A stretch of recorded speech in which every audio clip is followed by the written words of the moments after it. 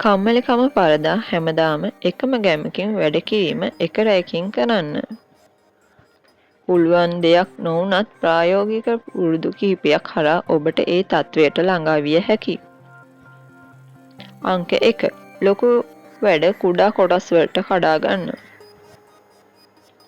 අපිට කම්මැලිකම හිතෙන්නේ කරන්න තියෙන වැඩේ ගොඩක් ලොකුයි කියලා හිතනකොටයි.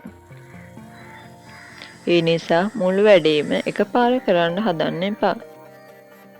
උදාහරණයක් ලෙස පොතක් ලියන්න තිබේ නම් අද මම පිටු 10ක් ලියනවා කියා නොසිතා මම දැන් විනාඩි 5ක් අරන් එක ඡේදයක් විතරක් ලියනවා කියා පටන් ගන්න. පටන් ගත් පසු ඉතිරි කොටස් කරගෙන යාම පහසු වේවි. අංක 2. විනාඩි 2 රීතිය භාවිතා කරන්න. යම් වැඩක් කිරීමට විනාඩි 2කට වඩා අඩු කාලයක් ගත වේ නම් එය පසුවට කල් නොදමා එම මොහොතේම කර දමන්න. උදාහරණයක් ඇඳ අස් කිරීම, මේසය පිරිසිදු කිරීම, ඊමේල් එකට රිප්ලයි කිරීම මෙය ඔබේ මොළයට මම වැඩ කරන කෙනෙක් කියන සංඥාව ලබා දෙන අතර කම්මැලිකම නැති කරයි. අංක 3. ඇයි යන්න නිතරම මතක් කරගන්න.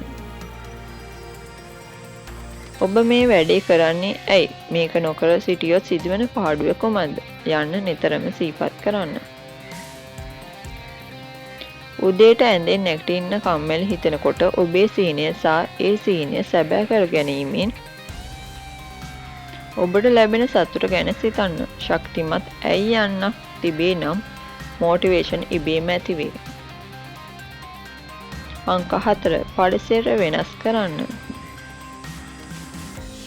නිතරම නිදාගන්න ඇඳ උඩ ඉඳගෙන වැඩ කරන්න හෝ පාඩම් කරන්න එපා.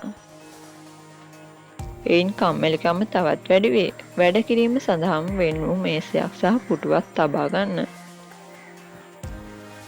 දුරකථනය වැනි අවධානය වෙනතකට යොමු කරන දේවල් වෙනත් කාමරයකින් තබන්න. අංක 5. විනය පවත්වා ගන්න. මොටිවේෂන් කියන්නේ හැඟීමක්.